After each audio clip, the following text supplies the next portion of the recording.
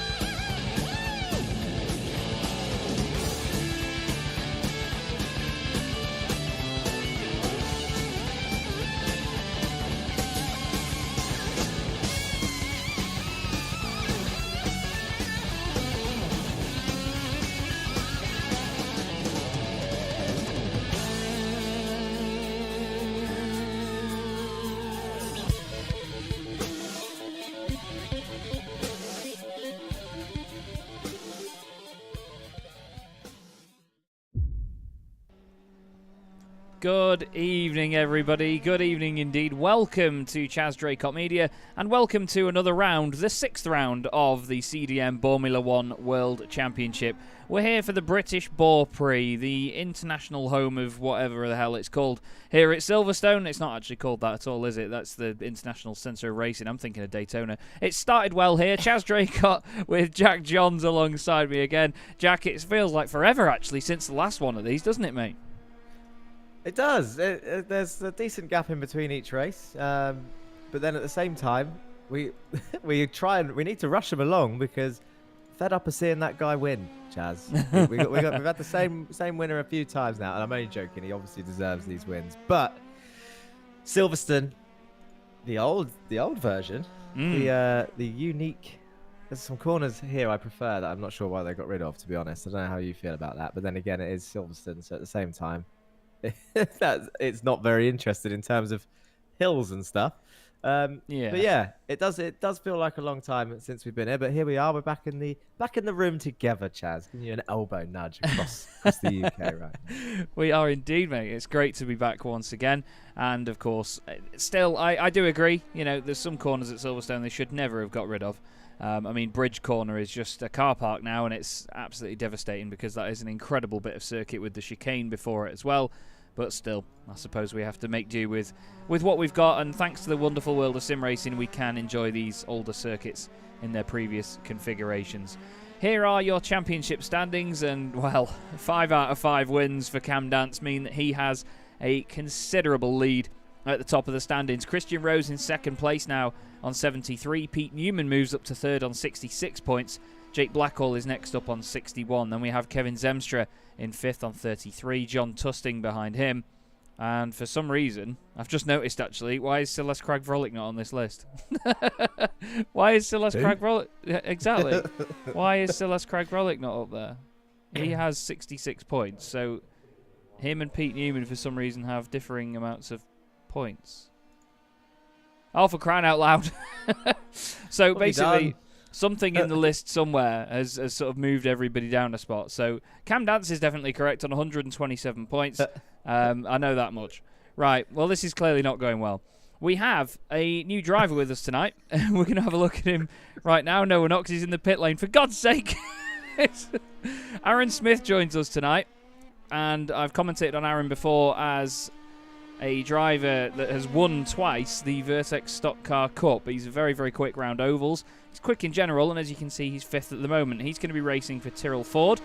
But one of the main things that you may notice, and one of the main sort of talking one of the main sort of talking points for tonight, Jack, is of course this is the British Grand Prix, and back in 1997 they didn't run tobacco liveries. So here we are with the cars showing off their sort of variations of their liveries without the tobacco branding on them. It looks quite cool, actually, doesn't it?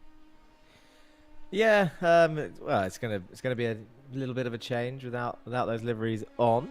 Like you said, Aaron Smith currently in P5, so no slouch behind the wheel. Even though I think you mentioned earlier about the usual racing driver excuse of, oh yeah, no, I'm coming in, I'm not very quick, but he'll be up there for sure.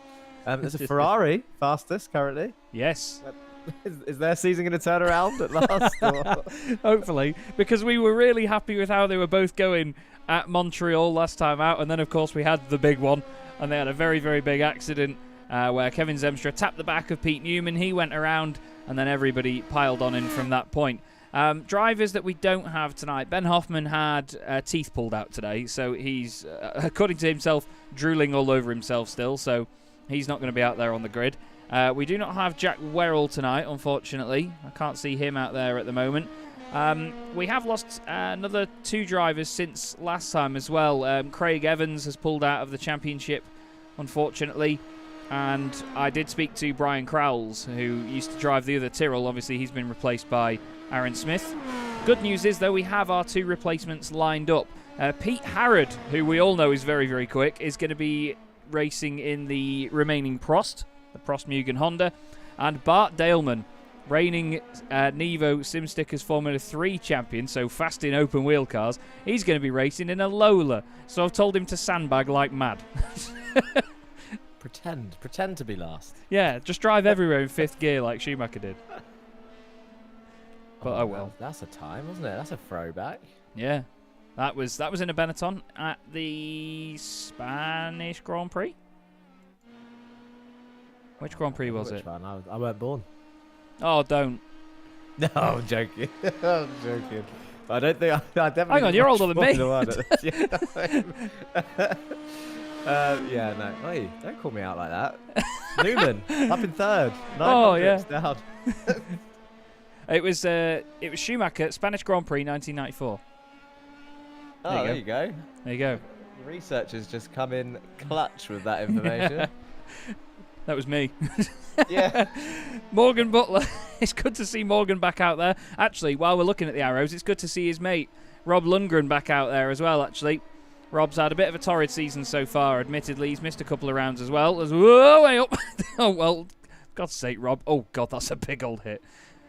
Rob showing us why it's not quite so easy. Well, great to be back out, though, here at the British Bore Prix. As you can see, there's a big bland blue square on the front of the Minardi where the Mild 7 branding used to be. That company's got a new name now. It's called like Movius or something like that. Apparently it's a Japanese brand of cigarettes, and that sponsorship was what Ukio Katayama brought over with him when he came to Minardi in the late 90s. The Benettons are usually covered in that as well, to be fair, but they just say Benetton on them now, and let me tell you, it was a nightmare trying to match that font up. I think I've got a problem with some of them. I can see half the liveries, but some of them are missing.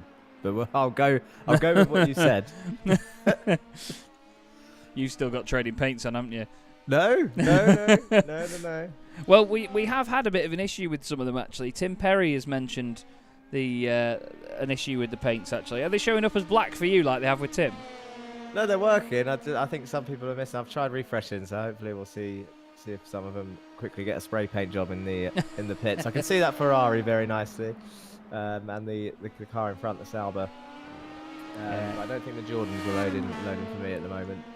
Oh. But it doesn't matter. They will appear at one point. I wanna going back to that spin. As you know, Chaz, because you could hear me raging. I didn't get the chance. Sometimes, depending on the time, I can get a chance to get in the car to experience what these guys are experiencing. 'Cause it's not a car that I can say that I've driven that much on iRacing, and it really is. It really is difficult. So I was really surprised. I did a test in Donington before you announced the season, and it felt really planted. But something around here in that 10-15 minutes that I had in the car, it is really twitchy. There's a real fine line between understeer and oversteer. Throttle control seemed to be okay. I'm surprised a lot of people were. I think some people are just being too keen on the throttle in terms of some of those spins, but you could just see there from Martin Kenyon that little bit of oversteer as he turned into that chicane.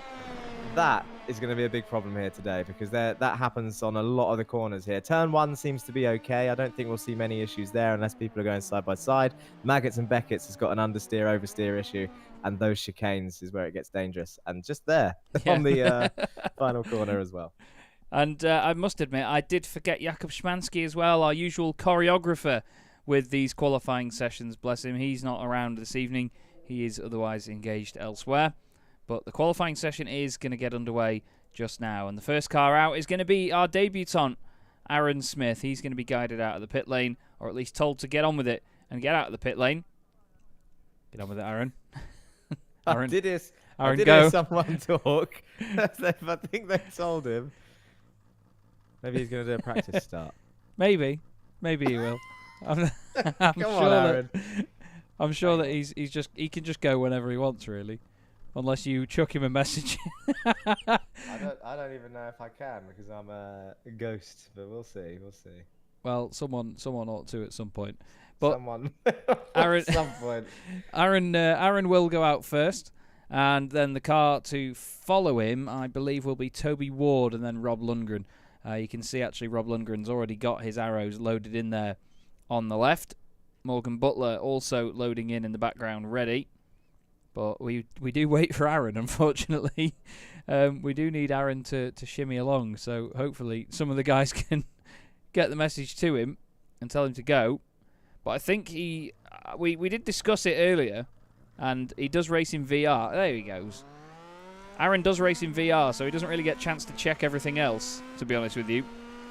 So I've seen his graphics before, actually, and this is no disrespect to Aaron. He runs iRacing on the lowest graphics I've ever seen, and the frame rate must be massive, but I don't get how he can be as accurate and as fast as he is with those graphics like that. But I think that's just another testament to how good he is, to be honest with you. But it's exciting to see.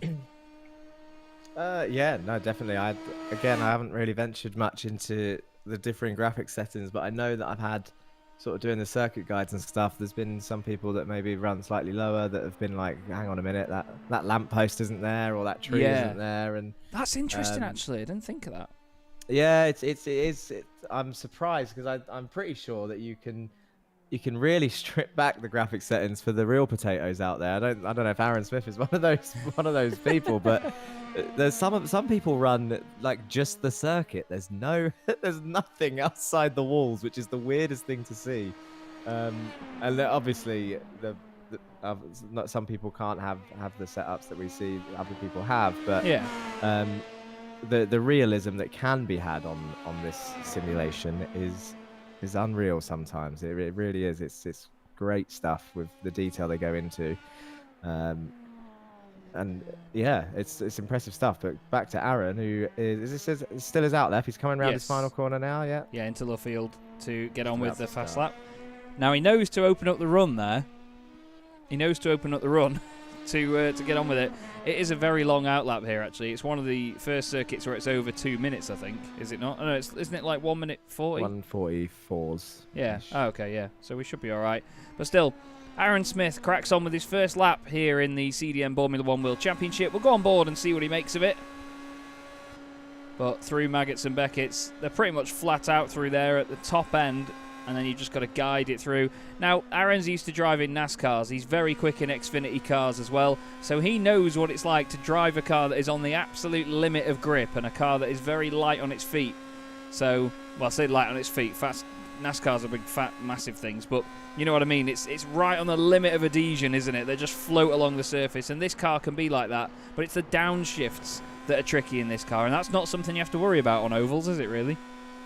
No, not really. Again, with limited experience, I feel like the NASCARs maybe roll a little bit more and give you slightly more of a chance to save it. But then at the same time, they they sound like they've got more power. So if you've wheel spun them things, then I imagine they go around even quicker. But yeah, this one, as soon as you feel that loss of traction in the mid corner, it just seems to go, and it's made me respect some of the saves we've seen throughout the season so far, because they really should have gone, but they didn't.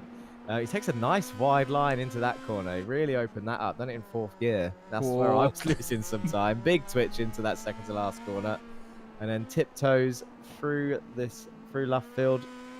Goes down into second. Gets a nice exit. You can use all the curb there. Yeah, it was tidy little lap. So earlier on, it was a 1:44.0 that was fastest in practice by Jake Blackhall. Aaron Smith does a 1:44.4. That's fast. Yeah. That's very, very fast. That's a great lap. That might stay up there for a bit of time. So I've told him that he's got to do an in-lap now. I just hope he doesn't go and improve. If Aaron's going to just carry on staying out for the entire hour. Toby Ward next up in the Minardi. Another one of the cars that's had its livery changed for this round. I love this view from here as they go into Maggots and Beckett's. We get to see them throughout the whole section as they come flying this way, then that way towards us. You see the rest of the field behind as well when the race gets a little bit later on. That looked tidy as well from Toby. He's another one that's had a tricky season. He rolled over multiple times in the air at Barcelona in the opening couple of laps. Got clouted by a couple of other cars and it threw him in the air. So he's hoping to get some solid points out of this, because I think so far, is he one of the drivers with 0 points? He is. There was him and Rob Lundgren. Craig Schill and James Leggett have both retired from the championship. So Toby's one of only 2 drivers at the moment without a point to his name this season, but I'm sure he'll be very quick to turn that around given the chance. He just needs to have a clean race. Easier said than done. Yeah. It is the bottom of it. I think it always depends on what's going on around you, and you can't predict whether it's someone going to make a move on you that you just wasn't expecting. And at the same time, sometimes, I don't know if this has happened to Toby, that just sometimes the starts just go horribly wrong. A crash happens around you and you can't avoid it. It's just one of those things. I think we've seen people fall foul of that at some point in the season as well. And with the pace that these guys are running, it must be so difficult to stay as close as they do. Yeah. Without crashing. So of course there's going to be slight mistakes can sometimes look bigger than what the initial mistake was. Yeah, it certainly can. As Toby Ward does a 1:46.17, goes second fastest, 1.7 seconds off the time of Aaron Smith. I'm excited to see how long Aaron's time stays up there for, because as we both know, Jack, some of the times that we tend to see during practice, they're not always clean laps. You can get a time on the board in practice with an incident point. If you've just run wide, just gone slightly over the track limits, it can still count and be on the board. So I'm excited to see how long Aaron's time stays up there, because for a clean lap, that's a fast one. It is a fast one, and we've just seen Lundgren go through the first corner where anyone's going to extend. It'd be turn 1, where they can just sort of run it out wide. There is a little bit of a patch of grass out there, but it didn't seem to affect the car too much. There he goes. That was a nice little under the bridge. Off he goes on the left-hand side. Swoops into this right hand any second now. Now this was a twitchy point as well. If you get your braking zone wrong there, really understeery. You don't want to touch the grass out there. I kept thinking there was runoff, but on this version there is not. No, the older version at Stowe is a nightmare because it was just grass out there, so it's very unforgiving. Did not want to make a mistake there, and then very tidy through that chicane. Might see some varying lines through that first chicane on the exit. Some people like to hold it tight, some people run it out wide and come back in. And then this one, I love this chicane. I love this angle. Yeah, it's so much faster than you expect when you get there. Yeah. Down through this hill and then back up again over to the right hand side. They really do open up this left. Maybe too much. Carried a lot of speed through there, did Lundgren. Nice wide line there, maybe just trying to carry that extra speed through. And then a late apex, smooth on the power if he can keep it on. I'm pretty sure this is a valid lap, so we'll see where it puts him. Toby Ward to beat, I think. I think Smith's time might be out of reach. But where's he going to go? Yep, second fastest. He does beat him. So 0.2 seconds quicker than Toby Ward. The 1:46.0, 0.1 quicker, really. Yeah, he just lost a couple of tenths. The biggest difference was Sector 3. He was about 3.5 tenths off there. He was about 4 tenths off in Sector 2. So that was his main difference there. Here is Hasse Raymer. Now, Hasse's been a top qualifier as well, to be fair. He's been one of the drivers that's been going out early after having a bit of a nightmare season. There you go, purple Sector 1. And he's been putting the times on that stay on the board for a while, hasn't he? He has. He's been showing some pace. But then one of those that we were talking about earlier, I think, that's kind of fallen foul of incidents in the races, whether they're his fault or not. I don't think he's been at fault for any of them, but being involved in incidents. Trying to scrape my memory banks for the crashes that we've seen him in. He's had a couple of good races, though. We've seen him near the top end at times. He's just being able to cross the finish line in those positions. Well, at the first round of the season, let's not forget, it was about trying to cross the start line. He was the first retirement of the season was Hasse after lighting up the rears in second gear and then getting absolutely walloped by, I think it was Craig Schill that went into him from the back of the grid. And then he had a spin early on at Imola at the first corner. I'm pretty sure he had some sort of accident at Barcelona as well. So he's not had a straightforward season. He wasn't at Montreal, I don't think. But he's one of those drivers, though, that he's just enjoying being out in the car, being out in the league, and that's what we're all about here in the Formula 1 World Championship. All these guys get on and have a good laugh. Haas has done a purple first sector, but comparing his... going to go straight up into P2, I think. Yeah, Sector 4 was pretty close to Aaron's time, actually. Yeah, it looks the same. It's the same on my screens. Match Sector 4. Had a little bit of a slower Sector 2 and 3. And there he goes. 1:45.4. So 1 second down. Where did he lose most of that? I think that's all in that last. Those double. Most of that, 6 tenths, 7 tenths of that is in those last 2 corners when he looks like he might have lost traction on that second to last corner there. That he might be frustrated with that because that looks like he could have been a lot closer.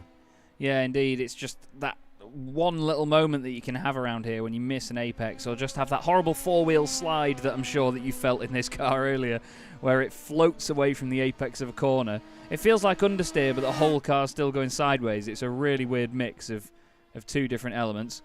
We've got Carn Newen on our screen now in the Bitten and Hisses branded Jordan. Again, another one of the liveries that's changed for this round.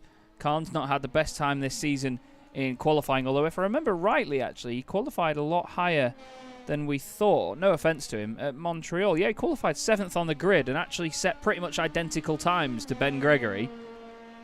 That might have been a bit too much grass there for Carn Newen on the inside. He has invalidated a few of his laps this season, hasn't he? He's had a bit of a nightmare in some of them. He has, yeah. It's easily done. Can't say, actually, I found many 1Xs here. I think they're quite, because it's an older circuit, I think they're quite forgiving, but we'll find out when he crosses the line. They really like to get close on that outside curve. He's one of the only drivers to properly nail that apex, though. You know, into Brooklands and then Luffield. He's really hugging the inside line, isn't he? Let's see what he does. Sticks to the right. Is it a valid time? It is. Yes. There he goes. Lovely. Just under a second slower. He'll be happy with that, I reckon. Sorry. Yeah, maybe. Sorry. I was just looking at the time. I was trying to analyse where he got it because it looked like a fairly scrappy start to the lap. He was down on Hasse in Sector 1. Then he got it back in Sector 2. Carried on in Sector 3. Lost it in Sector 4. And then, like you said, those last 2 corners, I think he just pulled it back, pulled an extra 2 tenths by hugging the apex and not losing the rear. Yeah, he was the second to last section. Yeah, he was still 4 tenths off Aaron Smith, though, in that final sector there. Aaron really showing the pace around there at the moment. That's where he's made most of his time up. 25.5 through that last sector. Carn Newen is the next best with a 25.9. Everybody else in the 26 is there. We have Morgan Butler on our screen now. Morgan, another driver that he's been up there at so many points. I mean, think back to Barcelona. You know, he was right up there in the race, and then he had slight contact with Pete Newman, and that was him out of the race. That was him done at turn 3. Morgan has qualified consistently inside the top 10 in this championship and has got a very big point to prove. He's hugging the inside line through there, though, certainly showing that that's what works for him. He ran out of fuel in one of the rounds. I think it was at Interlagos, wasn't it? He's so frustrated to watch sometimes. I want to be a supporter of Butler. I really do, because he's rapid. Look at him. Look, throw in the rear end round that chicane. And then every race, something happens where he just drops down the order. or like, and it's not always, like we said, we always keep saying it, it's not always his fault. But he's so quick and so sort of happy-go-lucky. There, he hugged the apex really nicely through there. He's going to do the same again here. All taking the slight late apex here, which is probably for the best to get the run, to be honest. And then, where's he going to be? These sector times looking okay, looking fairly even with the others. I'm not sure he's going to beat Nguyen. Oh, he does. There he goes. Yeah. Boom. 0.7 away from pole. 2 tenths quicker than Nguyen. All in that last bit. Yeah, again, he was a lot quicker in that last sector there than Khan Nguyen, and that's what made the difference in the end. He's just gone and done a purple sector 1 as well. Oh, Martin Kenyon was a bit wide through Copse there.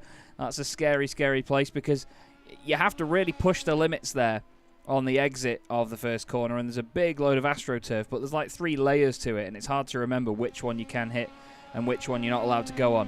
Looked tidy through Maggots and Beckett's, though, out of Chapel for Martin Kenyon. Morgan's done 2 purple sectors on this second lap, but they have said that sometimes it takes a couple of laps to get the tyres up to proper temperature, so if they did do 2 flying laps, they would probably be able to go quicker and quicker time after time. But that's why it's a one-shot qualifying, and we love to watch it. There is no brake dragging going on here. The guys are all respectful enough not to go down that route, and we love them for it. Martin's had a good season, though. Another driver that I've seen before in oval racing leagues, and he's come over to drive a very different car to what he's used to, the Pro Mazda, and he's been getting his hand he's been getting his hands dirty with it, to be honest with you, and he's been ragging it and getting points on the board. That's all he wanted this season. Yeah, there's not much more you can ask for, especially when you've been placed in the Lola. Yeah, to be honest, it's a good-looking little car, and it's good that it's finally got some points. I'm just watching that. I bet Morgan's so tempted to finish that lap. I know, yeah. It's warm tyres definitely make a difference in this car, and you're right. It took a couple laps for them to get up. The first lap, I'll tell you what, the start.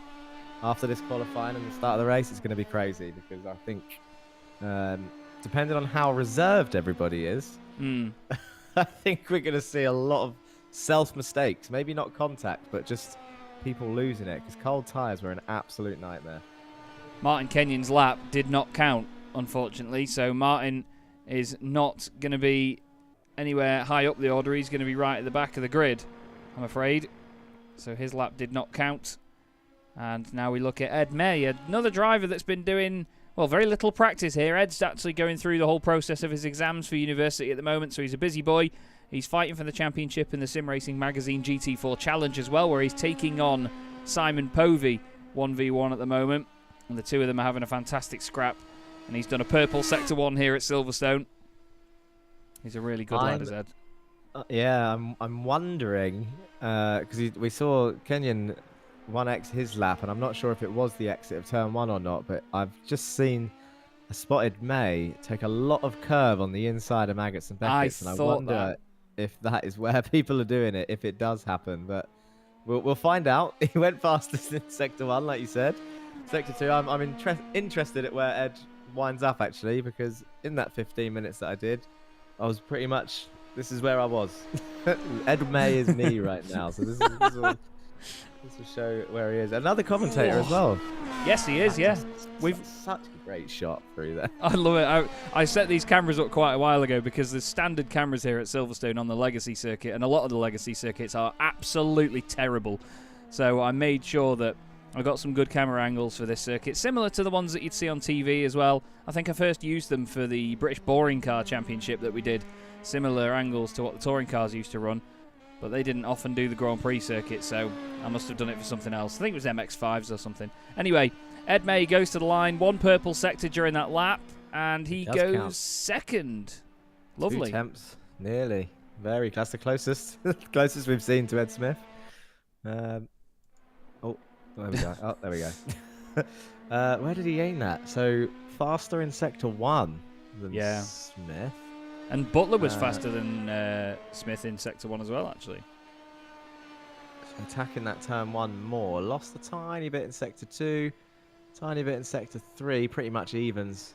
Yeah. Faster in sector 4 and then 1/10 down in sector 5. So that final sector still for Mr. Smith is what's clutching that pole position so far. Yeah. But here's Tusting. What can he do? Well, we'll have to wait and see. John's been another one that's actually done really, really well in the mid part of this season. He got 7th place at the Canadian Bore Prix last time out at Montreal. Before that, he was finishing outside the top 10 a couple of times. You get points down to 12th place. He was 11th. Sorry, apologies. He wasn't 11th at Imola. He finished 10th at Imola. And then he finished 11th at the Brazilian Bore Prix and 10th in the Australian Bore Prix. So he's always been sort of on the outer fringes of that top 10. But 7th place last time out was his best result. That's a very wide line out of the long right-hander. Maybe just hoping that the car doesn't slide and kick the back end out, because if you do put a little bit more lock on through there, it really does throw the rear around and you have to just sort of guide it out. It looks like that's not the fastest line through there, doesn't it? It looks like they're all, from that camera angle, it looks like they're all cutting in a little bit too early and then running deep, but that is just how the line works through there, isn't it? Yeah, sorry, I was distracted by... I was reading up on the paints issue. But yeah, the varying lines is definitely going to be something that it sometimes causes issues around some tracks, because people sometimes think they're opening up a position to overtake, and then realistically it's just the car in front maybe just about to whack their car into the corner as Tustin goes up into P6, just slightly faster than Lundgren, beating Lundgren and Ward. Yeah, just about. So he puts himself in the fight, which is good.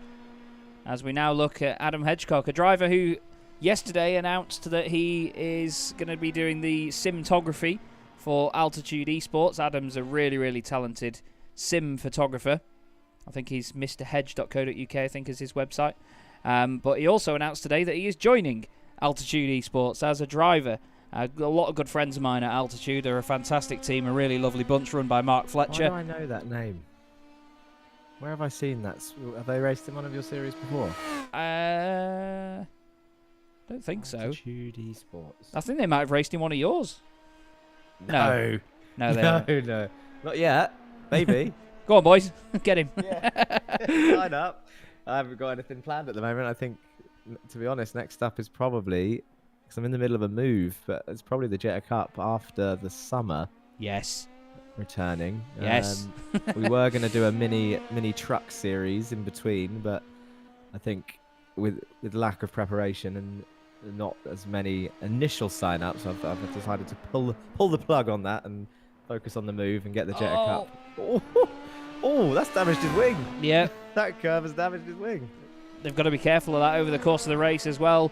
There are a few chicanes and corners here at Silverstone that will do that to you, despite it being the flattest place on earth. I imagine he felt it through that corner. Yeah, he's lost quite a bit of time, hasn't he? 13.3 through there. That's the slowest time we've seen through that sector today, actually. Actually, he's matched Martin Kenyon's time through there. Those two both making mistakes at that part of the circuit. So Hedge might not even get a valid lap on the board here. It's gone, I think it's a 45.5 if it counts. And it does, actually. He goes 5th, so he's faster than Raymer still, even with that mistake. Fair play, Adam Hedgecock. That's actually quite impressive that he pulled it back from that. Yeah, I don't think... I think it was just it didn't seem to lose much time in the chicane initially. It just would have been a loss of downforce in that final bit. But looking at the sector times that we've seen, like you said, sector 4, slowest one we've seen so far. Probably because of that and through that fast corner, but is sector 5 still. Those final 2 corners actually proving quite key in everyone's lap time. He managed to keep it tight to those curves. I think everyone behind him, Raymer, Tusting, Lundgren, Ward, maybe had just a loss of traction on the rear by putting their foot down too early, or maybe just a wider line and not carrying enough speed through those final 2 corners. Because 25.7 is respectable. In fact, he matched Butler's time through the final sector, even with that damage. It's always good to see when drivers can make a comeback like that round a lap. Ben Gregory's going to be hoping to make a comeback because he had a really, really good start to the season. A 4th place finish at Phillip Island in the Australian Bore Prix. Since then, well, he's had only a handful of points, really. His best result since that has been 10th. Finished 10th in Brazil. Then he was 11th at San Marino. He had a DNF in the Spanish Bore Prix, and then he scored 1 point by finishing 12th at Montreal, and that was only after recovering from an early incident. So Ben really needs to get on with this, and hopefully at what is the home race for a lot of these drivers, he can pull his finger out and crack on, because he was right up there at Montreal before the big incident, of course. Let's see what he does. And he goes third fastest. Nice time, 1:44.85 for Ben Gregory. Puts him provisionally on the second row of the grid with Morgan Butler. And Ed May saying the track temperature is increasing all session long. Now, it is set on afternoon, and it was about 1:30 to 2 p.m. that the practice session started. So really, right now, the sun shouldn't be heating the circuit up that much more. The shadows will be getting longer soon, and it'll maybe start to cool down slightly, but clearly the guy's struggling with it at the moment. This is another car that's had its livery changed, actually, which is the Prost. It's got the Canal Satellite Numérique branding on the side of it now, and the Alcatel on the rear wing, rather than having the Galois cigarette branding. And I think it looks quite nice. It looks tidy. The Alcatel logo is very simple and very spaced out, but it makes the car look even more plain because it's not got any of the big emblems or anything on it anymore. And to be honest, it's a very plain livery anyway, isn't it? Just a blue car with a few logos on it. That's why I choose to paint it. Yeah, I still think it's it's definitely one of my favourites. I don't know if I've just grown to like the colour blue in my older years, but it's so clean compared to some of the cars. And obviously all the liveries are looking smart. The Jordan one obviously is very striking. But yeah, this one, every time it's on screen, it just draws me to it. Gives me tingles. I get tingles every time they go through that chicane from that camera. I get so excited by it. I sit here clenching my fists. I genuinely love this. I'm really glad that people are enjoying this series other than me. It's now 38 degrees track temperature. It was 36. Well, look, there you go, 38 degrees at the bottom of that graphic there. Still partly cloudy, though, so some drivers might get lucky with a bit of cloud cover on their lap, which could help. And Martin got an off-track at Bridge. Bridge, out of all places, maybe just clipping the curb on the inside. Tim Perry goes fourth. Oh, 4 thousandths ahead of Morgan Butler. Now, these two never shut up having a go at each other in the Discord, and they're not going to shut up about that for another 3 weeks now.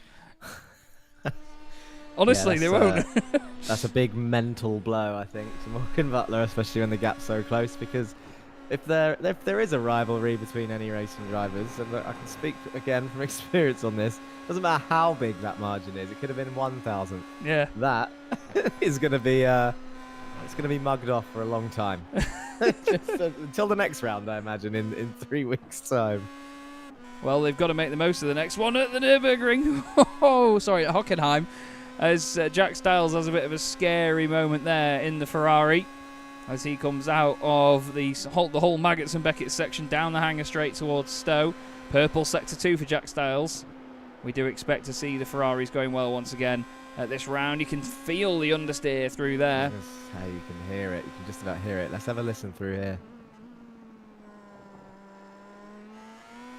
You could just about hear it get light into the first. It didn't oversteer or understeer, which was nice, but it just about got light in that first apex. Pretty tidy through the next one.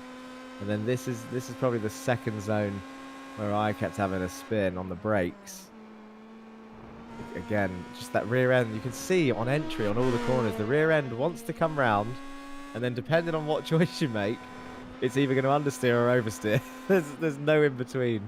Look at this one. Chucks it in, carries the speed through, floats like a what? Floats like a butterfly. Yeah. and then stings like a beaver. Yeah.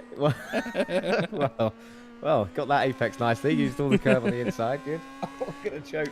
Oh, no. Please don't. I need a co-commentator. Jack Here he goes. Styles hugs the wall. Well, it'd be funny if he got a 1x by hitting the wall, wouldn't it? Does he go top? No. Wow. That's what? Okay, let's pull that apart. It's the final sector. It's the final sector again. Half a second. Wow. In fact, that's all of it. Everything lost in that final 2 corners. Unbelievable. So he probably would have been pole if not, because that second sector was a good 10th quicker. So yeah, that would have completely unsettled the balance and put him fastest. Well, matched Smith in sector 4. Matched him in sector 3. Fastest in sector 2. Tiny bit slower in sector 1, but not enough to make a real difference. But pretty much half a second in those final 2 corners. It's absolutely crazy how much time those 2 things are worth. Yeah, Aaron Smith really nailed that final sector. Let's see if any of these following guys can do so. We're getting right to the top of the championship order now. And here is the first of our 2 Benettons. The team that is leading the Constructors' Championship at the moment. Benetton lead it on 160 points from McLaren on 139. Then we have a big old gap back to Williams in 3rd. Then it's Ferrari. And then the fantastic battle between Sauber, Prost and Jordan. There's only 8 points separating those 3 teams. So we're going to keep our eyes on that throughout the entire season. This is Pete Newman pushing hard though. Part of me thinks he might have invalidated that lap there with a touch on the grass, but you can sometimes get away with a tiny bit round here. Like you said before, Jack, these can be very forgiving circuits. Let's see what Pete can do, because so far, he's not far off. He's only 400ths off Aaron Smith in the first sector, about 700ths off in sector 2, and he's right with him in sector 3. Yeah, it's looking, could be close. Currently doing sector 4, so he's looking to try and do a 12.8 is the fastest time we've seen through sector 4. He does do a 12.8. Final sector, 25.5 is that magic number that we haven't seen from anyone but Smith. Keeps it tidy through there, gets the power down nicely, tiny bit of twitching on the exit, holds it tight to this corner, gets the power on, uses all the curb, right out to the grass. And what is it going to be? 145 something, I think. Or did he get it just under? Oh, he got a fastest final sector. 25.5. He did match that time. And he goes straight up into P2 by 32 hundredths. Wow. 32,000. Sorry. 300, 32,000. Incredible. And it's not in the final sector. So that loss was, in fact, that small margin in sector 1, which would have been turn 1, I imagine. And entering Maggots and Beckett's. That's crazy. Real good effort from Newman. Just shows you how close and competitive this championship is, because these cars are not easy to drive, but they're hard to get time out of. But once you get to a certain level in squeezing time out of these cars, there's not really much else you can do. They top out really quickly down the straights, so having no slipstream is important in these qualifying sessions. That's why I'm really happy that we've gone to this format and that the drivers are all as cooperative as they are with it. It just means that we get such exciting qualifying sessions throughout the whole season, and the gaps are so close. I mean, the top 7 are only 7/10 apart here on a lap that's nearly 1 3/4 minutes, or it is for some, as Kevin Zemstra really throwing this car about. How's he looking so far? He's matched Aaron in sector 1. He's quicker than him in sector 2. And let's see what he gets in sector 3, which he's about to complete any second now. He's quicker. The Ferrari looking strong. We might see our first driver go to the top of the times. Love it. He is chucking it around. He was fastest at one point during practice, so can't say that he can't do it. Zwemstra.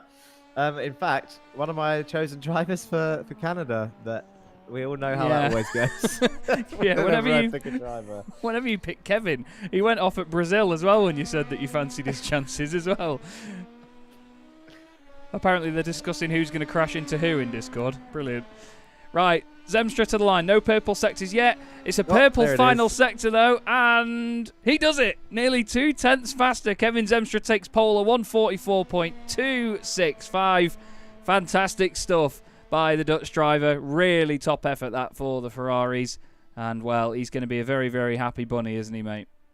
Yeah, and the biggest gains, actually, were... I mean, he matched Sector 5, which is the one we've been talking about up to this point. But Sector 3 and 4 gained pretty much nearly a 10th in both. Pretty much a full 10th in Sector 3, and then just that little extra bit in Sector 4. So that That is nice. I don't know. Does the track map work on these? Because I can't. There it is. Where do each of these sectors end round here?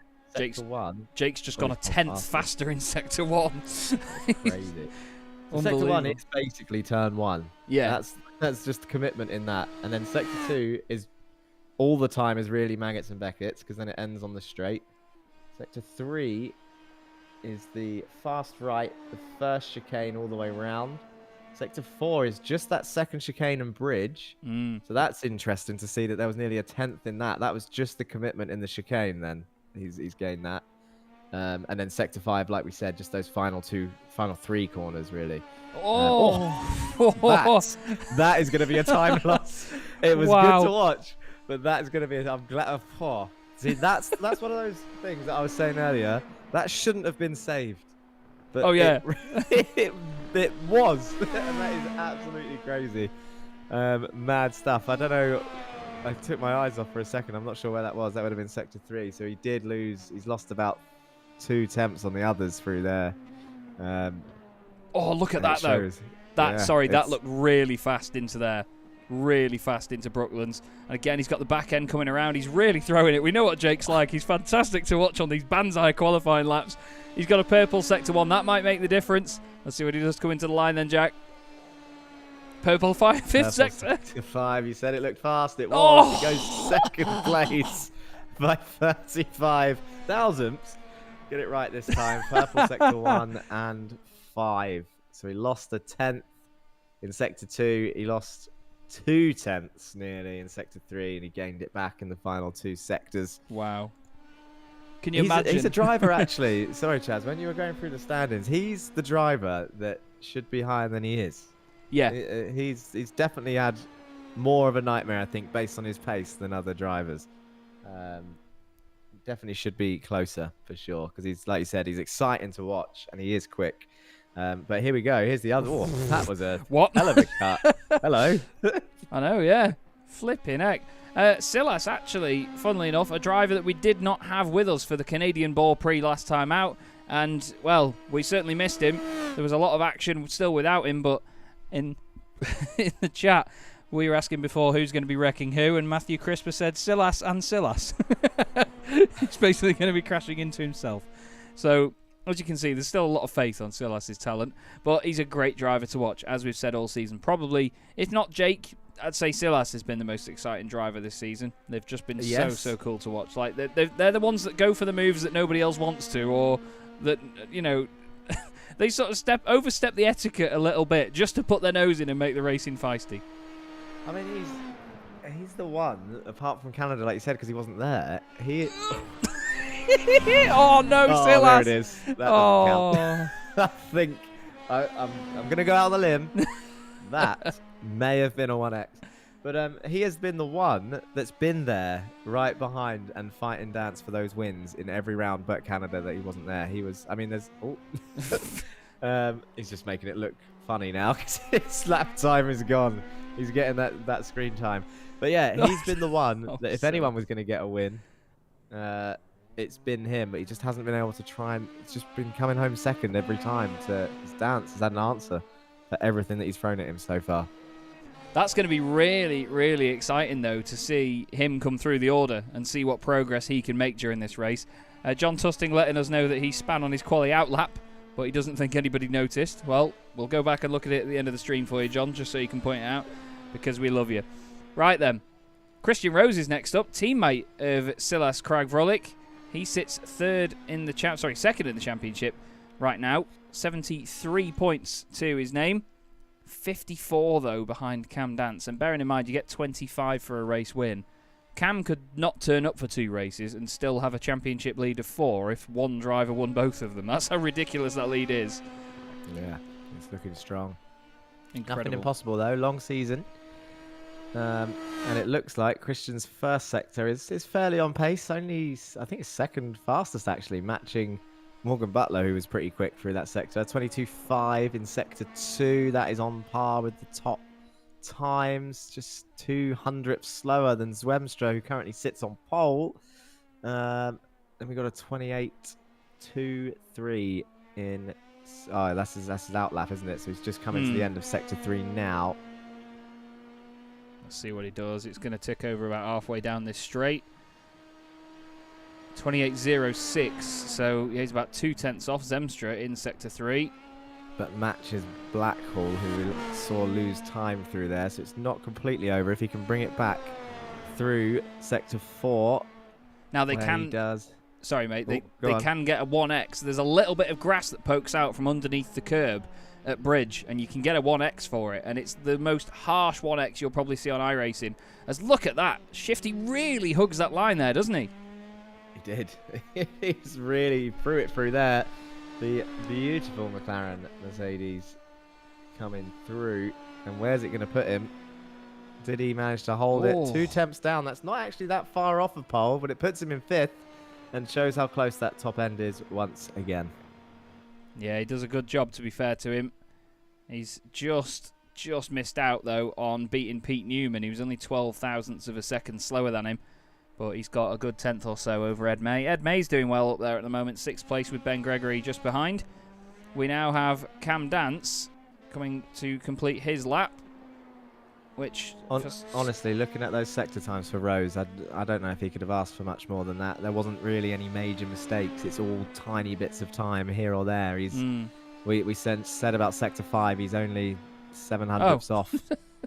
Was that Cam Dance's lap? What's just happened? Cam must have gone early. I thought that was his outlap. Oh, that's it. Right, Zemstra's on pole. So it's a Ferrari and a Williams on the front row. Cam Dance has already done his fast lap. So he must have gone early. He must have gone as soon. Oh, okay.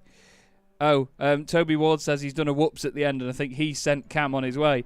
So Kevin Zemstra in the Ferrari will have pole position here at the British Bore Prix. I'm not going to pick him. I'm not jinxing this. I'm not picking him. I'm going to pick someone else. That's his first pole of the season, actually. Christian Rose has one to his name from Spain. There are 2 in the way of Cam Dance and 2 to Jake Blackhall. Brazil and San Marino, I should say, for Jake Blackhall. Canada and Australia for Cam Dance. Spanish Bore Prix pole position went the way of this man, Christian Rose. He finds himself 6th, though, in this session. He'll be hoping to stick with the lead pack. We've always had a bit of a lead pack in this championship throughout the entire race, and he's going to hopefully be one to stay right up there with them. However, Kevin Zemstra is the man on pole in the Ferrari, and it is the first Ferrari pole of the season. So, he's called you John in the chat. That's all right. You and me both, John. Yeah, I get that a lot. That's John Jacks. Yeah. Are you ready for this, Chaz? I'm going to do it. Go on. Here's my prediction. I'm doing this as a test because I wouldn't normally do this because I don't like being boring, but I'm going to pick Cam Dance as my driver to watch. Okay. Thanks, mate. So if he crashes out and doesn't win, we know the curse is real. Fair enough. I'll live with that. I'll live with that. Let's give a shout to Aaron Smith as well, by the way, who finished that one in 4th position in the Tyrrell. Yeah, first time out.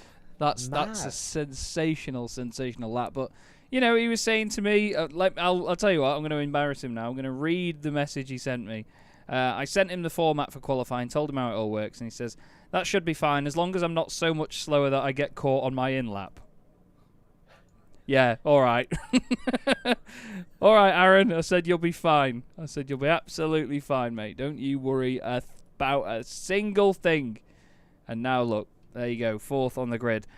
Jack, if you could do the honours, please. We need somebody to advance the session. So then this ends, and then we go into a 10-minute warm-up where Jack and I will take a quick break. We'll just be away for just a few minutes, everybody. But then we will be back with you and get the race ready to go. But in just a moment, we will look at the results for you and show you exactly how that all panned out and what it means for the grid here in the Chaz Draycott Media Boremula 1 World Championship. If you just bear with me 1 second, I'm getting an important phone call here. Sorry, Jack. No worries. I don't like it when he does that because I wasn't listening to what he was saying at the time. But I'm sure it was about advancing the session and going to a quick break before the race start. One more shout out whilst he's not there. I don't even know if I... Wait, I have advanced it. Right. Yeah, one more shout out to Zwemstra. Congratulations to that man putting the Ferrari on pole position for the Silverstone Grand Prix. Bore Prix. Can't call it Grand Prix. Bore Prix. Take guesses in chat, by the way. Come on. I can see you all watching in chat. Everyone put your guesses at who the phone call's from. Get your name drops in. Who is the most famous person in that man's phone book? I'm going to say Simon Cowell. Oh, good Lord, I'm sorry. So, here's the lowdown. So, Beth went out with work today. This morning, she said, "Do I need my keys?" No, you don't. Guess what? Need the keys. She could not get back in. And she's just got home. We'll have a quick look at the results of qualifying if you hadn't already started making your way through. Unbelievably close, though, isn't it? 35 thousandths, Kevin Zemstra and Jake Blackhall. And, I mean, Jake had the potential there to go 3/10 even quicker than that, didn't he? Because of the time that he lost. Yeah, it was very close, and Jake is in a great position. Well, he's gonna be one to watch, to be honest. But I'm not picking him because I don't want to jinx anything. Martin Kenyon was having a guess at who rang. He said, "Your mum." Oh, is that what the game was it? Guess who rings? It was, yes. Oh, yeah. I guess it, yeah. I was going to make a joke, but no, I'm not going to. Cam Dance and Aaron Smith is an interesting second row of the grid. I'm excited to see what those guys can do from there. Pete Newman and Christian Rose, again, those guys qualifying inside the top 6. Ed May and Ben Gregory, that's an interesting row 4 for sure. Jack Styles down in 9th. That was quite a surprise for me, actually. 6/10 off the eventual pole time. Tim Perry joins him on row 5. Morgan Butler was only 3 thousandths off Tim, as we discussed. And then Carl Newen qualified 12th. Adam Hedgecock and, well, again, Adam, car 13, P13, with Hasse Raymer alongside him in the Tyrrell. Then it's John Susting and Rob Lundgren in the Minardi and the Arrows. And then Toby Ward and, of course, Silas Kragvrolic in 18th position. He's going to be definitely an interesting one to watch. And just down there at the bottom, also with no time in 19th, is Martin Kenyon. I think it'll sort those two by I rating order at the bottom. It's a very fun last row, that is. It's going to be very interesting to see how that works out, I think. It can go one of two ways. He's either going to fly through the field and provide entertainment, or he'll die on lap 1, and we won't see him for the rest of the race. I'm not sure which way it's going to go, but I'm excited to see. Me too. I'm really, really looking forward to it. So, we'll just take a quick break here on Chaz Draycott Media. The guys are just out for warm-up right now, so you can enjoy the view of, well, whatever driver the sim chooses to look at automatically. A click crashes and it looked at Morgan Butler, so is that a sign of things to come? We'll have to see. Jakub Szymanski says, not the Jetta Cup, it's an awful car. Mate, you need to go back and watch the Jetta Cup that Jack did, and also watch the British Boring Car Championship, because we had David Addison commentating on that, and even he enjoyed it as well. He loved it. So, and made a lot of jokes and a lot of puns about it, but still, you'll see. Anyway, I recommend the Monza Junior round. That's always fun. Oh no, that was the CDM ETCC. That was the European touring cars. My Jet Cup. Right. I thought you meant. Well, you raced. To be fair though, you raced the Monza Junior in my championship, so I thought, what? We did, and it threw up a similar style of results. It's a really good track. I'm so surprised. It is. It's sick. I love Monza Junior. It's hilarious fun. I think we should do the Monza around here in these actually instead of doing the full Monza. 50 laps. I don't know if they'd survive, but we could try. No, they'd make lap 1 and that'll be it. Anyway, Jack and I are going to take a quick 5-minute break. That'll bring us back with about 30 seconds of the session left. We'll see you in a few, everybody. Bye.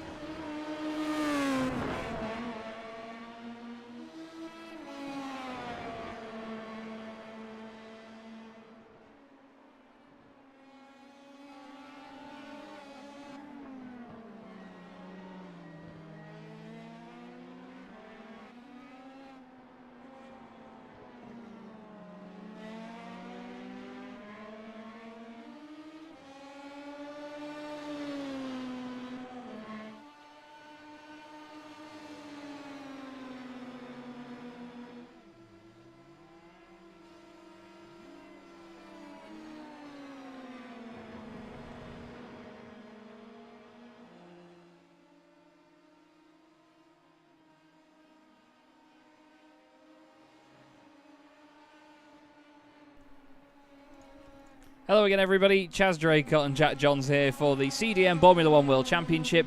Warm-up is about to finish here at Silverstone, but I just want to quickly explain. My very good friend Steve Burke and Rosie Burke of Team Lizard Motorsport are in the YouTube chat, and it's fantastic to see them. I absolutely love the pair of them, but Steve has put Bush Kitty, which is basically a second nickname that we used to give... Oh, okay, who was that going off? We used to give to Adam Hedgecock. Now, what we used to do was nickname drivers. Basically, dependent on their surname, we'd call them the opposite. So there was a guy called Simon Underhill that was a good friend of ours. We used to call him Simon Overmound rather than Underhill. And Steve has basically come up with generic surname the second for Aaron Smith. Anyway, it's made me laugh. It's a silly thing. Sorry.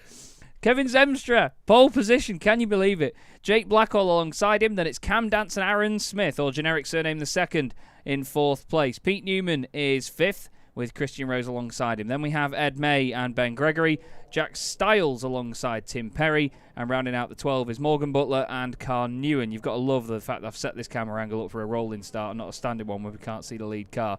Next up is Adam Hedgecock, car 13, P13. Hasse Raymer joins him on row 7. John Tusting and Rob Lundgren make up row 8 ahead of Toby Ward, Silas Craig Vollick and Martin Kenyon. Jack, who's your money on?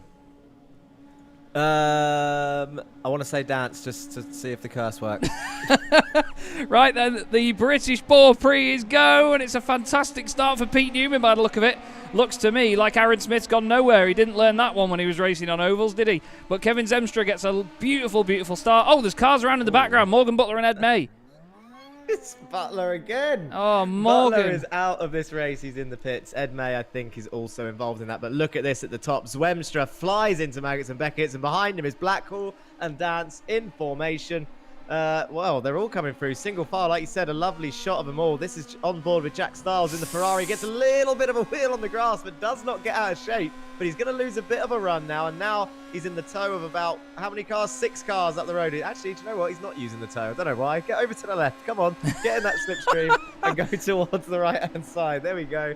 It's all fairly, apart from those two, I'm not sure what happened at the start. And I'm sure at any moment we're going to watch a replay. But those two are the only two that seem to have had any issues. I can't see damage on any other cars. I wonder if it was just a feisty start with wheel spin that's caused that. But very much the same order for most of the people, apart from Nguyen, who is down 5 places in 17th place. So Zemstra leads us. Look at that. Ferrari, Williams, Benetton, McLaren, Tyrrell, Ferrari. Fantastic stuff to watch. These guys all filtering their way around this circuit. I was looking at Silas Craig Vollick for a second because he's gained 7 places already in this opening lap. We know that he's good off the start, but he has certainly picked up some opportunities in this opening encounter. There's a couple of cars running wide there. Ben Gregory, one of them, and I think Aaron Smith may be the car just ahead. But look at the mix of the different teams we've got here in the midfield. It's all very brightly coloured, all nice and mixed up, but it's great to see. We'll go back to when the lights went out and we'll see what happened to Morgan Butler. Now, he started ahead of Ed May, actually, so has Morgan fluffed the start and then Ed's gone into him? Oh, no, Ed May started much further forward. It was Hedgecock in there. Wheel spin. Oh, secondary wheel spin. That is I'm going to say that from what I can remember, that looks like a repeat of round 1 for Mr. May. Yeah, this will be interesting. So here's what it looked like from Butler's point of view. Watch the car, 2 cars in front. He gets a load of wheel spin in the first phase. Second phase, left. Bang. Oh. Just looks like he turned into him, but that is definitely not what happened. And that car, yeah, look, it's out. He's going to pull over and pull in. Real shame. And Raymer in the pits as well. Sorry, Chaz. Oh, yeah, Khan Newen and Hasse Raymer both involved in some sort of shenanigans. They're getting some repairs. Now, these cars can be very, very sensitive to a meatball flag, so not quite sure what's caused that. The Williams, by the way, is running gold wheels now from this point onwards, and I think it looks so much better for it rather than the black wheels we had. Look at this, though. The top 11 are all in a big train, although, well, Hedgecock's a little bit further off it, but Craig Vrolick just in front. Well, he's in 10th place, and that is the lead train of cars, the top 10 altogether. Now, we knew that it was going to stay close together around here at Silverstone because there's a lot of slipstreaming points, a lot of high-speed corners, but they need to be very careful of the aero wash, don't they? Yeah, I was going to say more importantly than... Oh, he's going to have a look. No. More importantly for Craig Vrolick than the 8 places that he's gained is that his car doesn't look like it's got any damage. So he's 2 laps in. He's gained 8 places. He's done the hardest job, I think, of getting it through the first lap. As we see Smith come in the pit lane pretty early as well. I wonder if he's got damage. That's interesting. I can't see that he's gone off or anything. Just that he's entered the pit lane. So I'm not sure why. Unless... no, he's pulling into the box, so... Can't see anything wrong with the car. Does he know the pit stop rules? I hope so, otherwise he's going to get black flagged. Right, Kevin Zemstra. Nguyen seems to have had an issue again, I think. I'm not sure if he's just stopped and pulled over. Oh, he's come into the pits. Yeah, this will be on cold tyres probably if he's come back out. Oh. Yeah, and that's exactly what I spoke about in practice. Yeah. But he's no damage, and he'll carry on. I'm not sure we're going to see May and Butler come back, to be honest. They are showing us out as we see Stiles and Gregory swap over there in P6 and 7. I think they've swapped back, so they're still side by side. Coming around this first chicane, round the outside. Sorry, I had to take a breath there because I think they're going to try it. Don't go free wide into this chicane, surely. Someone's going to back out. Silas. Pulls in front. Silas is just going to wait and watch. He's taking this nice and cautious. Look at this. Tries to get a switchback maybe, or is he just going to follow the car in front? They're going to stay side by side. I'd pick the car on the left, number 99. Oh, he's going to the right. I don't know where to go. Yeah, there we go. And he's going to get the inside line into this next one, but then it's the outside line for the next one. Oh, that rear end's been lost. Free wide now into left field. Here they go. Round the outside is Craig Frolic. He's not going to be able to get that done. It's a dangerous place to be, but he's really not shy, as you said earlier. And I think the number 99 of Gregory went wide there on the exit, but he hasn't lost too much of a run. And Craig Frolic all over the back of number 83, Tim Perry. They're going to go free wide down towards turn 1. This is scary stuff. Craig Frolic backs out. They're still side by side. There's the contact. Craig Frolic's been collected. 4 cars off. And that stops his charge for now. Oh, there's a number of cars involved in that didn't want to be. Such a fast corner to avoid any crash that was going to happen there. Well, it was a phenomenal battle, and then all of a sudden, I think Tim Perry just ran wide. This is how it looks from on board with Ben Gregory. Oh, yeah, Tim just ran a little bit wide. He was on the tight line, but then Hedgecock and the others got caught up in it more, actually. I'd say Ben got away with that, if anything. Tim Perry will be absolutely gutted, though. Let's go back on board with Hedgecock and see how he saw it. So you'll see Silas breaks early. Tim just runs a little bit wide. Shoots. Somehow Ben Gregory gets away with that, and he's the one that got through in the air first. Yeah. Craig Frolic straight into the back of Perry, and then Hedgecock straight into the back of him. They will now be hitting to fix any damage, get any fuel they need, and carry on. Perry in the pits already, so I think he might have had to tow if he's there already. I'm not sure. They were a full. That happened at turn 1. But the top end still looking very close. 2 temps. Zwem's just got the pace here. He really does. He's actually been extending that gap on a slipstream heavy circuit a tiny amount, although it looks like he got closed right in then by Blackhall as they enter this final sector. Blackhall in second, Dance currently in third still, and Newman sitting there in P4 with Rose behind him. Silas Craig Frolic has come to a stop again, part where, oh, that might be why. It's a Formula Ford car now. I've never seen one with the wing completely gone. I bet that feels. Can you imagine? I mean, it's difficult enough with a wing. Can you imagine how bad it is without? And yeah, it's worth pointing out actually that Hedgecock, Perry, and of course Ben Gregory. Well, before today, we're all boosted motorsport drivers. So effectively three teammates have all just crashed into each other there. Outside of this championship, anyway. Well done, boys. Yeah, pat yourselves on the back. Jokes aside, I think depending on how serious people take it in their own heads, crashing into a teammate can be one of the worst, regardless of what series it's in. It can be one of the worst feelings ever. As Kenyon is cutting the grass somewhere. Look at the dirt he brings back on the track behind him. Maggots and Beckett's lost the traction. Just going to clip the grass on the exit. Look, there. Here he goes. Hey, I tell you what, he's done well not to hit anything there. Yeah. It's so easy to hit the wall there. And to be honest, little survival moments like that, not putting it in the wall, it's going to keep his advantage on anyone that got involved in those incidents earlier on. It is. He is still in P11, so points may be on the cards for that man still for today. Both of our Minardis are in the top 10 at the moment. John Tusting's gained 6 places from where he started. The car in front of him is Rob Lundgren. He's gained 8 places from where he started. Toby Ward's gained 7. Martin Kenyon's gained 8. So, like you said, it's all about surviving at the moment, Jack. And the guys that are doing that are the ones that are going to get the points, it seems. It's much like Montreal. We've got a bit of a reduced grid size, so as long as you can survive the incidents, you can score points. But the 2 drivers this season that haven't got points on the board are Toby Ward, who is currently on for 3, and Rob Lundgren, who in 8th place is on for 5. So fair play to him, because they are going to get their accounts opened at the beginning of the season. Just made a pass. Sorry, for a pass on Dance there up into P3. It's not the first time we've seen the Benettons fight this season, though, is it? We've had them in a queue before together, and they've swapped round before. Yeah, I was just about to say, I don't know if that's a team orders moment, or if maybe one of them got out of shape. This is into Cops. Oh, Cam hit Jake. Cam went into the back of Jake there on the way in. Ooh, definitely tried chucking it in. I'm surprised people are trying to overtake there in these cars, but it's always possible. Every corner is an overtaking opportunity. I stand by that. It just depends on who you're racing, I think. But yeah, good move there, I guess. I wonder if they'll swap back around by choice or just continue the race as it is. I mean, Newman is fast enough to be in that position, so it will all depend on... Well, I think Dance has enough of a lead to call team orders, to be honest. Well, to be fair... I don't think he will. They're not teammates outside of this, and to be fair, all the guys from Pure Sims, Jake Blackhall, Pete Newman, Christian Rose, Morgan Butler, they don't always come over into the Formula 1 Discord, so they won't be communicating with Cam Dance as far as I know.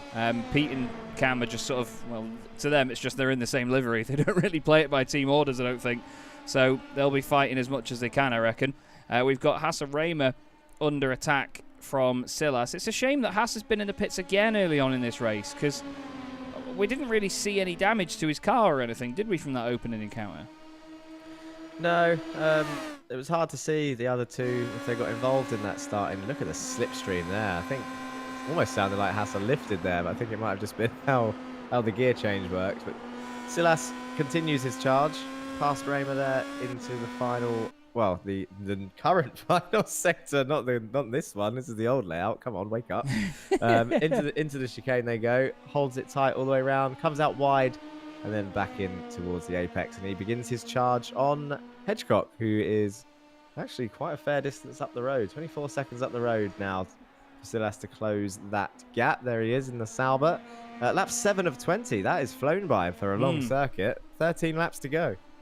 Has indeed. We're pretty much at a third's race distance now, and look, bit of a gap there between Jake Blackhall and Pete Newman, so the top 2 may be breaking away from this fight, and I think Jake will be happy for that to happen. I don't think Kevin will. Kev will want Jake to have guys piling on the pressure behind, so it distracts him somewhat. Cam Dance is importantly ahead of Christian Rose, who is his nearest challenger in the championship at this present moment, so he knows exactly who he needs to beat. That is very on the limit there for Kevin Zemstra as he goes through the chicane into Bridge. Boy, oh boy, is he pushing hard. You could see the stones and bits getting kicked up there past the camera lens on the exit of Bridge.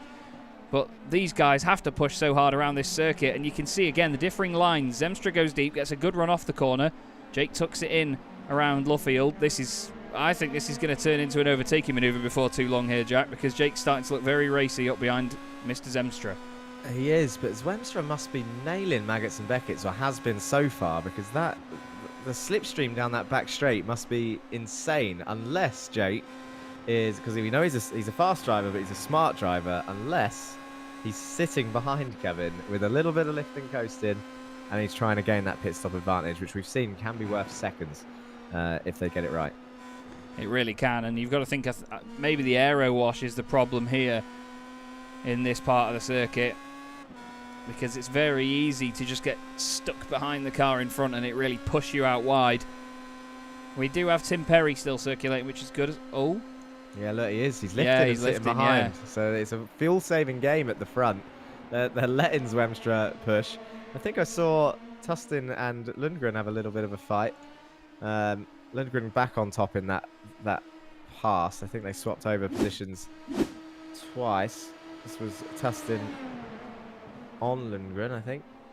Oh, what a save, Rob. What a save, lad. Wow. Yeah. Let's see it from on board with John. You're thinking he's gone there, aren't you? Yeah, You're I thinking really did. I really did. He's done the right thing. He anchored on the brakes, locked it up, got it stopped, and then obviously I think he's actually got that pass back now. He's back up into P8. So he's got the pace. Just a little mistake there. But these guys, this is where it's at. Top 5 still in the same shot, and unless there's contact, it's going to be like this till the end, as we've seen.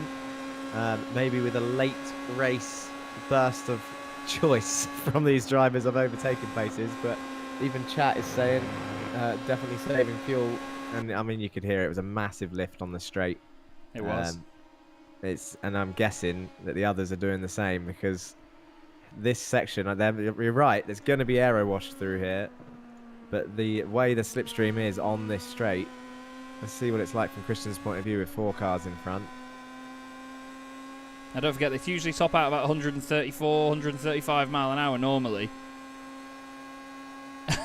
They're doing nearly 10 mile an hour more in the slipstream. It's huge slipstream, but again, look, they're all just taking it easy because they know they don't have to pile the pressure on into every corner to stay there. It's great though, because this is one of the dynamics of the championship that we really didn't expect to see at this sort of level. You know, we knew it was going to be quite good, close racing in these cars, but I didn't think that we'd get these lead packs in every race where people would get the very, very pressurizing situation of sitting in the middle. You know, I don't really envy Pete Newman right now, because he's got to make sure he doesn't hit Jake, but not brake early enough so that his teammate Cam Dance piles into the back of him, and he's still got to do that while keeping on a good pace with these guys around him, because, you know, while the slipstream keeps them together, let's face it, they've still got to be quick in all the twisty bits to make sure that they stay in this pack, don't they? That's right, yeah. And when we was on board with Rose then, and I don't actually think he lifted on that straight, so being the 5th car in this pack, I actually think that he's I'm not saying he's lacking pace, because obviously these are the top 5 and they are pulling away. But I actually think the slipstream is helping Rose just stay within this lead fight rather than him fuel saving. Blackhall we saw is definitely fuel saving, and I think because of how close they are, Newman will end up doing the same thing, which then Dance will end up doing the same thing. And Toby Ward is off again, keeps it in the right direction, and off he goes around the final corner. Yeah, I think this is going to be one of those simple losses of control where you come out of the left-hander here at Brooklands and then just get on the power. Yeah. It is. Yeah, it's easy to do that, very easy. And he's done a good job not to let that spin, actually, because it sort of floats along on the grass for a bit. It may look like a very simple thing to save, but it's not. This is Martin Kenyon. Making a move here. No, he's just lost out to Aaron Smith, actually, who, let's not forget, has pitted, but not inside the pit window. Nobody has actually pitted inside the pit window except those that have pitted for damage early on in the race. So the rule is, if you do have damage and you have to pit, that can count as your pit stop, basically. Other than that, it has to be after the end of lap 8 onwards, or it can be the end of lap 8 onwards. So these guys are in the pit window now at the halfway point of this race, but nobody wants to blink just yet. I think that Jake wants to sit behind Kevin as long as he can, and as soon as Kevin is gone, that Williams is going to absolutely fly. We know how quick Jake can be. Look at that. He really opens up that corner. Goes straight over the white line. Chucks it in. It's going to be interesting. Kevin's in a tough situation. Like you said, they're in the pit window, but Jake could pull the pin on pitting earlier and take the others with him, and Kevin will be left out there alone, which we've seen the slipstream trains then end up all passing that leader, as Ben Gregory does choose to come in P7 for Jordan. He cleared off from these pair, actually. Yeah, it'll be the first proper pit stop. Lundgren and Tusting obviously have had a couple of fights, but yeah, still close together. So this fight's not over either. Who did you say the 2 drivers were that haven't scored yet? The 2 drivers that haven't scored are Rob Lundgren and Toby Ward, so currently 7th and 9th at the minute. Nice. So on for some decent points as well, not just to sort of get 1 or 2. I really want to see what happened to Aaron Smith and the damage, but I cannot see a single moment where he's sort of had a problem on that lap. Like, It must have been contact off the start or something, but still, this is kicking off now, so we need to keep our eye on this. Yeah, Tustin launches it down the inside. Really looked like he chucked it there from the angle that we saw it at, but they're still side by side heading towards the chicane. Is Tustin going to hold it around the outside? Doesn't have a chance because he gets cut off. I think he broke a little bit earlier. It looked hot, didn't it? That looked like a potential spin, and he managed to save it and live for another day. This is Raymer's day going from bad to worse. Same thing, same place. Yep. Round he goes. So easy to do. So easy. And again, you mentioned doing it before. Hello, Jake goes hot into Brooklands. Nearly takes Kevin with him. That's what you were mentioning, though, about the different lines earlier. You know, it looks like you've got a chance to go down the inside. Someone might misread that, and then before you know it, you could make contact with them. That looks like someone pushing to pull the pit stop.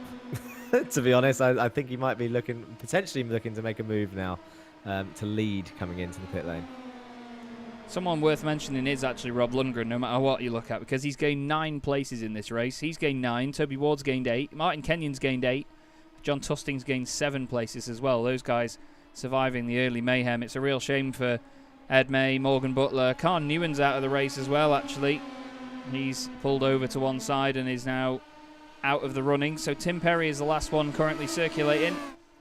And you can see just in the background there, Jack Stiles in the Ferrari. He's still sort of in the background of all of this. He started 9th on the grid, so he's made a decent bit of progress to move forward and get to where he is now. Obviously through some further incidents and whatever else, but got to be in it to win it, as we always say in this championship.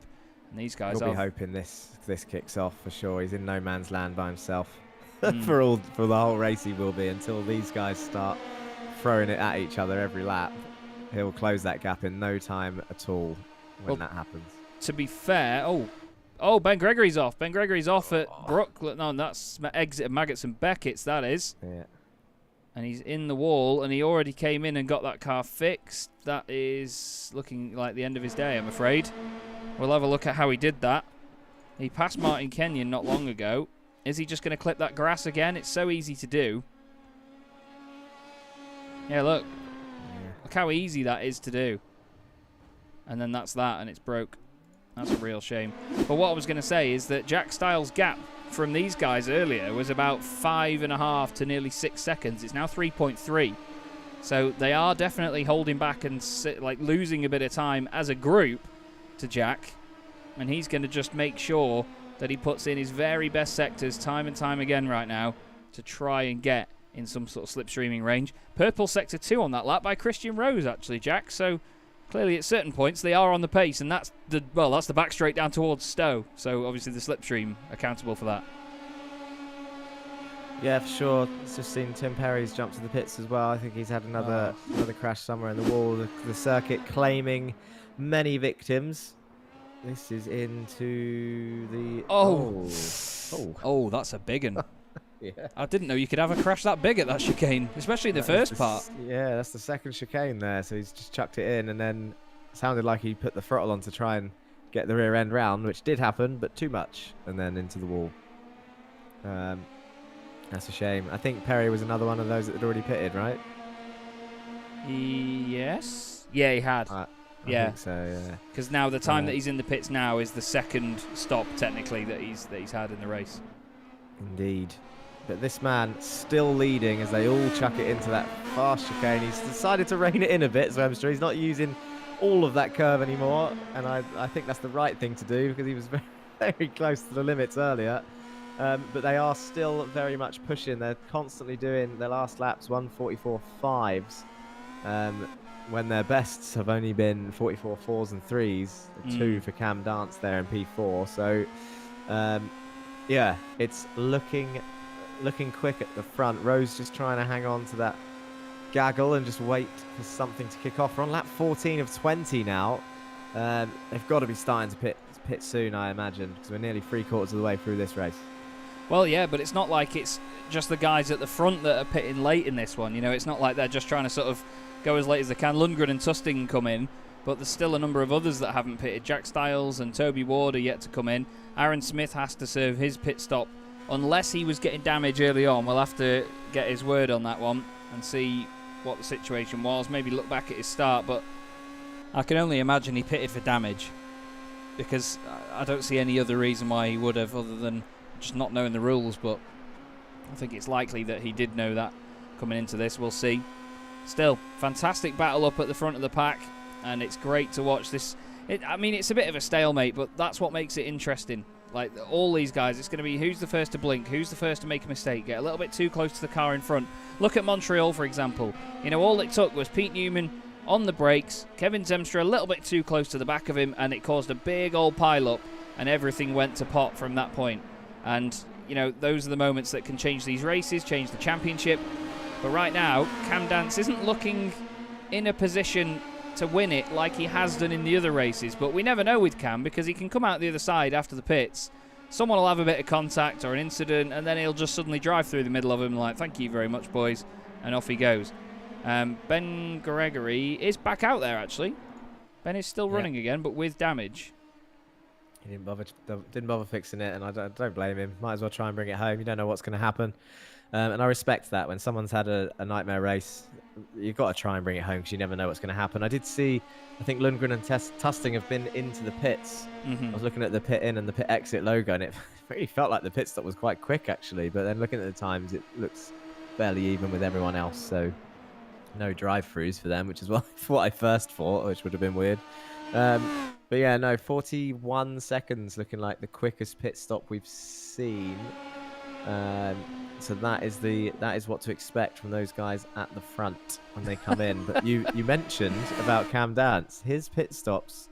He's always been able to find that extra. I don't know how he does it, but he always finds that extra couple of seconds somehow. And I don't know if it's just risky fuel strategies or what, but very close between these top 5. Exciting to see these next 5 laps, because I have no idea what's going to happen. I have no idea either, to be honest with you. It's very, very exciting. Toby Ward has got Aaron Smith right behind him.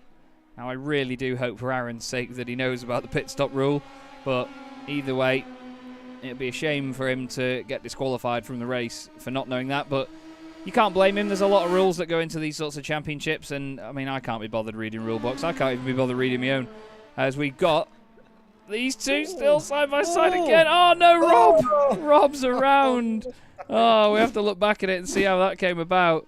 So, Tusting right behind Rob, and as Rob got a... Whoa, he gets close to the back of him. Down the inside. Oh, there's contact. There is contact. Rob touches the grass and go... Oh, God. That's a shame, because he saved that, and then just touching the grass was what spun him round.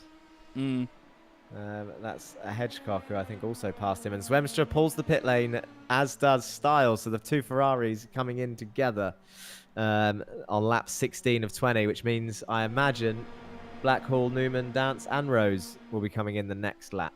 I was expecting Kev to be the first one to pit, because obviously he's not had any slipstream off anybody for the whole race, all 15 laps around Silverstone. But now Jake's got no one to follow, and he's used to the car behaving like a pig in dirty air. He drives across the inside line there and takes a lot of the apex curb. Now, expect to see Cam Dance maybe go for a move here now. He knows that the job might be on, and he could go for this. Kevin Zemstra's just come back out of the pit lane. Jack Styles is on his way out as well. He's 4.9 seconds behind Kev, but I think it was about that earlier, to be fair, because let's remember he was 3.5 off the last car in the train, which was Christian Rose. So 41.1 for Kevin, 40.9 quickest pit stop for Jack Styles. Nice. And he looked like he locked it up on the way into the pit lane as well, so he properly pushed it to the very end. Still as Craig Vrolic's got into the last podium position, last point scoring position. Oh, Lundgren's back in the pits.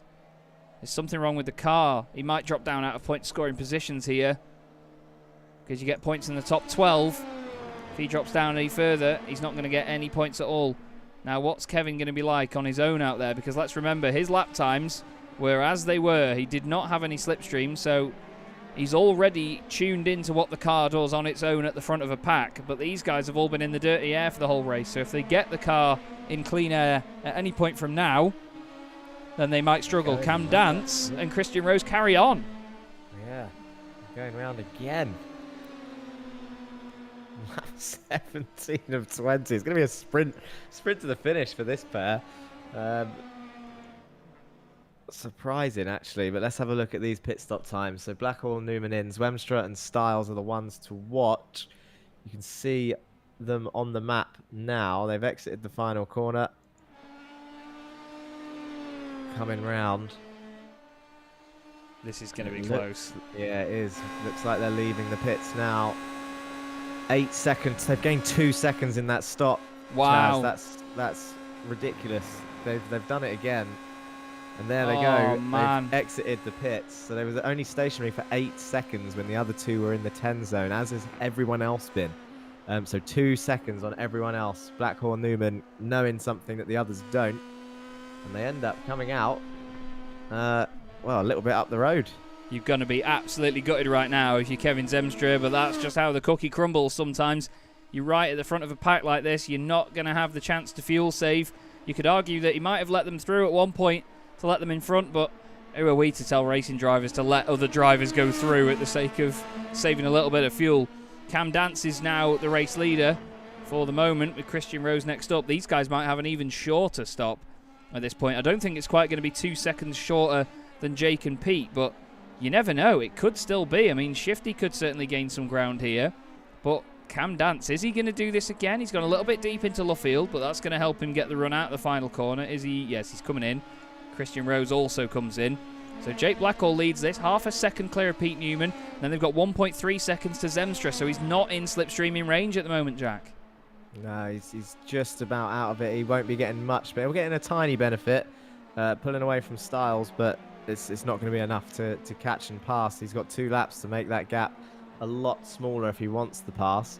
They have just stopped, have Dance and Rose. 3 seconds, 4, 5, 6, 7, 8. Oh. And there they both go. 8 seconds again. So it's the same. So it's going to be interesting to see where they filter out with these two. Oh, that's closer than before. That is closer than before. But Dance does take the lead. But this is going to be slipstream zone for Jake, who's had his warm-up lap. Christian Rose slots in behind Zwemstra. So Zwemstra back up into P4. Very close through Maggots and Beckett's for those two. But can Jake get in that slipstream of... So now this is a race to the finish. 2 laps to go. We're approaching lap 19. Little tiny bit of weaving. Not enough. He's not fully doing it. I've seen people do that in a silly way. Is he going to send it? No. I'm scared of the... Sorry. I'm scared of the ping. I'm scared of the ping. One's in Australia, one's in New Zealand, and this is a German server. I'm scared of the ping. I really hope we don't have contact, because Jake was about 3 or 4 feet ahead of Cam Dance at Interlagos. Cam went a little bit late on the brakes and hit the back of him, well, apparently, but he was nowhere near the back of him. So in these braking zones, they need to be careful. But now they don't need to think about saving fuel. They just need to think about trying to overtake one another. Or Cam needs to think about defending and trying to take his 6th win out of 6 for car number 6. Pete Newman's in 3rd, though, and he's got a great view of this. He could end up winning this race here, Jack, with 2 to go after this. He really could, and I hope Jake really does put the pressure on Cam. He's looking feisty, he looks quicker, he's well in the slipstream, and Newman, like you said, is waiting and hoping for it to kick off. And I think there's only one person hoping it more to involve 3 drivers, and that's Kevin Zwemstra, 1 second behind in P4. Yeah, Kevin will be absolutely crossing everything right now that those guys slow each other down a little bit as well, and obviously give him the slipstream into these final laps. There is a battle between Rob Lundgren and Hasse Raymer further down. The 2 Scandinavian drivers, the only 2 Scandinavian drivers in the field, Sweden versus Denmark, but we do need to stay at the front with this, because Christian Rose could still take points away from Zemstra here as well. Let's not forget, Christian could try it on him and use the slipstream. They are very close. Oh no! Oh, that's not close enough. That is going to ruin that run. Watch for Newman coming through. Push me, he says. You can see Cam was trying to break the slipstream as well after Jake seeing lifted. him make that mistake. Jake lifted, so he's let Pete go through. He says, right, he's your teammate, you knock him off. Yes. I think he went a little bit wide there, did Dance. It almost looked like he touched the grass on the exit. He doesn't want to do that too much. Looks like he takes a deep line into the chicane, but Newman now going to pile on the pressure. Oh, Cam's got really wide, and Pete Newman leads. Go wide. Look at Jake now. Oh, Jake, go to the left. He's going to go down the inside towards the chicane. He needs to make that stick on the brakes. He's going to try. They're side by side down towards the second chicane. He does brake later. Doesn't go into the back of Newman, which is great to see. Keeps it on track. And Cam Dance is down into P3. And look who's being brought into this half a second behind. It's Kevin Zwemstra, who led the whole race before the pit stop phase. 1 lap to go as we cross the line. We're approaching the final 2 corners now, and then we've got 1 more full lap. Who's going to come out on top? I don't know, but Kevin Zemstra is going to be absolutely loving the fact that these guys are slowing each other down now as Jake gets sideways. Cam's got into the back of him. Bit of a That was contact. Yeah, bit of a touch and a tap. I'm not sure if the contact started the movement for Jake's car, though. I think he just got out of shape himself. Needs to be careful not to squeeze him down the inside. Pete Newman suddenly finds himself right at the front. Cam doesn't want to get it done by making contact, though. That's fair. But look at this. Christian Rose now even thinking, geez, boys, what is going on? He's had to lift because of the aero wash. We'll go forward and go on board with Zemstra because he's right in the thick of it. Oh, I'm scared to look, Jack. I'm scared to look. Tell me what happens. I'm just going to sit and watch, I think. 3 attempts in the lead is Newman. Blackhall in second, I think. Depending on the exit he gets, Newman might have this in the bag. Although Jake looked like he got a good run there. Now, looks like Dance is actually, he's lost out a bit. I don't know if he's got damage on his wing. But look at Blackhall now. He's going to try and look around the outside. Dance is going to follow him. Zwemstra's going to follow him. They're all looking around the outside. Newman, oh, they're going to get pretty tight. Jake Blackhall round the outside. He's going to keep it there. And now he's going to be on the inside for the chicane. He was pretty good on the brakes. And it looks like Newman defends from Dance as they head towards the chicane. Dance is going to go around the outside. He gives him the inside to the next part of the chicane. That means Newman's going to have to try and hold it around the outside. He twitches and Zwemstra's going to get involved, who's now going to be on the inside of Newman, but it's going to be the outside for the next chicane. They're going to be 2 by 2. He's got nowhere to go as Kevin. He's going to try and make it 3 wide. Oh, he had a look. He didn't quite get it done as they're side by side. Oh, Cam. Sorry, man. Go on. Cam, take it away. How did Cam Dance hold on to that? He was so much later on the break. Zemstra looks down the inside, and Newman now into the left-hander, nearly makes contact with him. But with just 2 corners to go, Jake Blackhall holds on. Newman's gone deep into turn 3. I think the Australian's finally going to do it. We've seen him with the pace all season. Cam Dance has won every race so far, but that is finally going to change. Jake Blackhall makes it round the last corner and wins the British Bore Prix. Amazing racing once again. Dance is second, Newman third, Zemstra fourth, Christian Rose fifth. Unbelievable from this championship once again, Jack. I am sweating buckets, man. Yeah, half a second in the end across the line, but it really didn't look like it or feel like it, I imagine, for Jake. But yeah, congratulations to that man. He finally does it. You could say he's been sort of owed that for some of the performances he's put on. Got a feel for that rear wing. Got a feel for Zwemstra. He really went for it at the end there to try and gain at least 1 more position and get a podium. You can see driving slowly round, but yeah, that he put on a good show today. He led the whole race, got to the pit stop phase, and here he is. It's just those pit stops, those top 4, 8 seconds. That was a 2-second gain. Unbelievable, isn't it? Absolutely unbelievable. As Toby Ward gets his first points of the season. Well done to Toby in 10th position, finishing just ahead of Silas Craig-Vrolick. He's actually going to be 9th because Aaron Smith did not come back into the pits, unfortunately. Although, no, that's subject to review. We need to check if he got damage. It's unfair for me to say that at this point. But, wow. Oh, I need to lie down. I'm absolutely roasting my bag off right now. But Jake Blackhall, he's a good mate of mine, and I'm really, really pleased to say it because, boy, he's had a tough championship. But Jake Blackhall wins the British Bore Prix. He's the first driver this season, other than Cam Dance, to win a race. And I mean, Cam can hold his head high with that one because, let's face it, that's a hell of an achievement in itself. I mean, Jake's car doesn't look too fantastic right now, but, well, from second on the grid right at the beginning, mate, it was a hell of a drive all the way through. Yeah, I'm just blown away by the way these pit stops work. The pit stops work for some people. It reminds me actually of you mentioned the European Touring Car Championship earlier.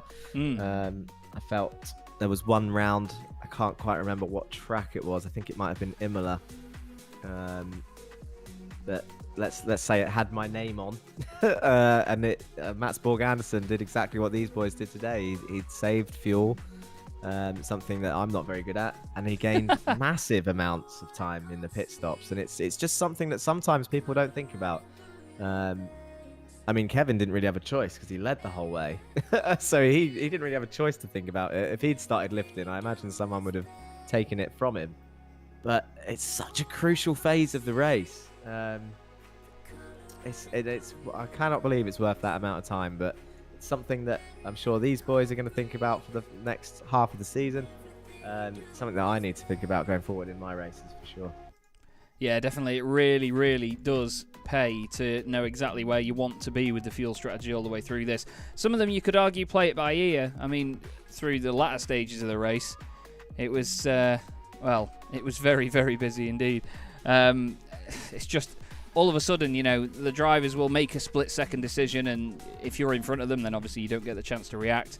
It's all pretty chaotic. We look at that field coming towards us there. I love that slow-mo shot of them coming over the hill. The crowd obviously going absolutely nuts in the background as you see everybody just stood like a flipping ironing board. But, I mean, they were close into the first couple of corners here. Now, this is actually a good chance for us to look at Aaron Smith and see whether he got any sort of damage or anything from the curb or any other cars or whatever. Because I'm not really sure whether he picked anything up in, like, even just the start, because he lost a couple of places off the line, but I don't think anybody hit him on the way through. Kevin Zemstra said, lol, when teammates tell you we're all going to go into the pit, but then they don't. I think he's been mugged off. Yeah. I wonder if Jack's told him. We're all going in. They're all going in. Yeah, well, he done well. And I'm sure he'll be happy with the P4 nonetheless. It's just what could have been, but we cannot take it away from Jake Blackhall today. You can't say my curse worked. I mean, he didn't win. He didn't lose either. He finished P2. Maybe that's a bad day for Cam Dance for P2. Who knows? Well, yeah, I imagine so. Rob Lundgren and Hasse Raymer saying that was a fun last lap. I think those two really did swap places a lot in the final encounter. So I think for just for the entertainment, we'll skip forward and we'll have a look at these two. So this is Hasse Raymer and Rob Lundgren. This is just while we wait for the interviews at the end. There's the white flag from Barney. So Hasse down the inside into Copse. Rob hangs it around the outside. And then they stay side by side. Through Maggots and Beckett, surely. Amazing. Rob's still on the inside. Hasse just gives him room. That's very, very close. Hasse stays in front, but now Rob's going to get the run on him, surely, as they go down the back straight.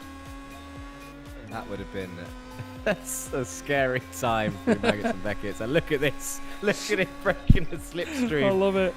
Heading towards this corner here, and he's forced Lundgren around the outside. He's not going to commit to it. He's going to try and get the switch back, I imagine, and a run down towards the chicane. Have a look around the outside. To have, oh, no, shuts him off. Switchback dummy. That was so close. Oh, my God. That was so close. Big twitch there from Raymer as he exited that corner. Look at the wide line and ruined his run towards this final bit. These two were really going for it on the final lap. Great. Oh, man. And this is like a highlights reel. This is like a replay of the end. Hasse has gone deep, so Rob's going to get him back. Oh, I'm so gutted that we didn't watch this live as well. Oh, my God. He's got the inside. Oh, no. He's got the inside. Still not made it somehow. I mean, it's great by Hasse. He's given the space, and it's a hell of a battle, but I can't even remember. I think Hasse does come out on top in this, so sorry, spoiler alert.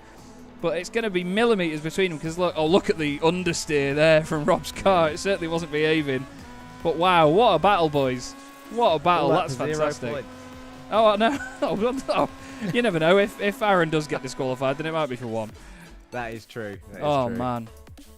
Well, there's what's left of Jake's car. We'll go back a bit further through the race just so we can at least get a good look at these guys as they circulated. Let's see who's around for an interview. And yes, he is. I'm so glad because I really wanted to speak to him after this.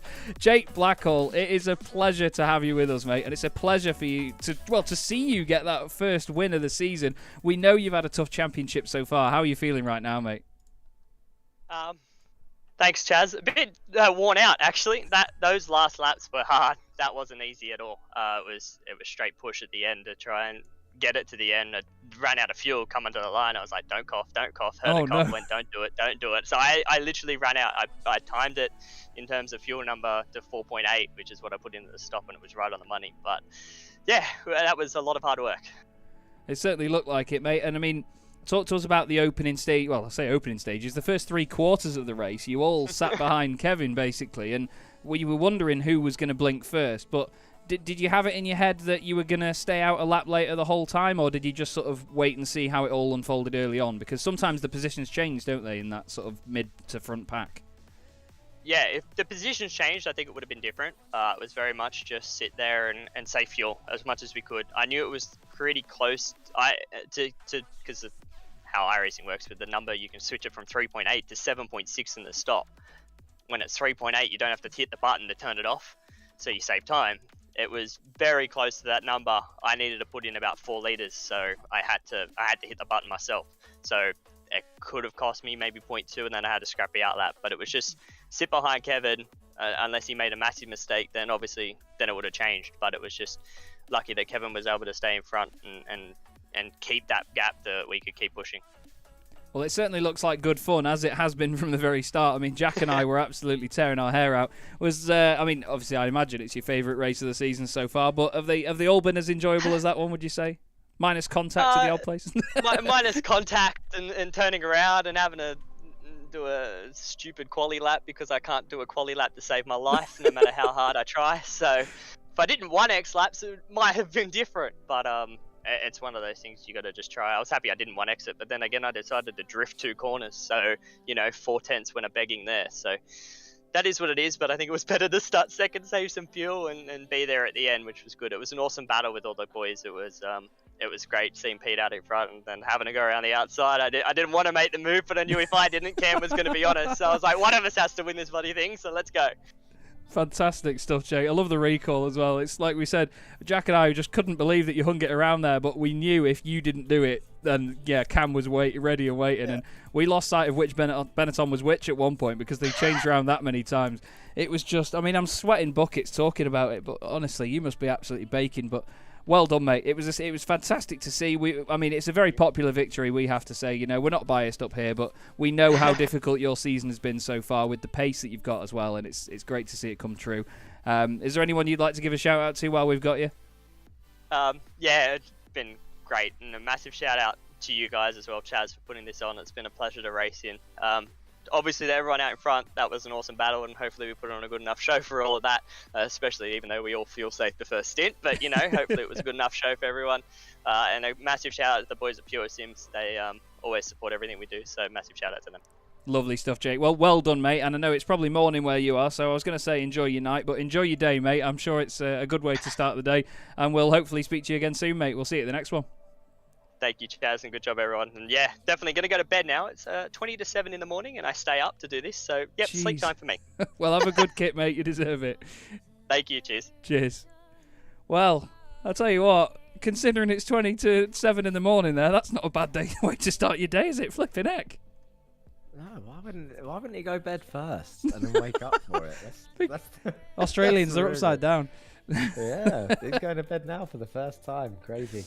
Well, they all are crazy down there. We'll speak to another one of them as well. He's on the other island, though, that just sits off the coast of it. Cam Dance, finishing second in that race. It must feel like alien territory to you, but that was a hell of a battle to get there. No, man, it sucks I didn't win it. Nah, really good battle in the end.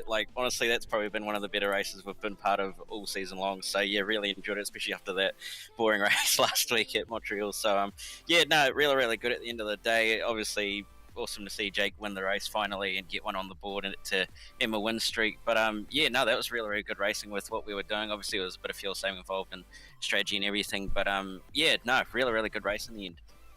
And what did you make of all of the battles in the final laps with your teammate, especially? Because that was very, very unnerving stuff, wasn't it? Especially with Kevin Zemstra throwing his hat in the ring in the last lap.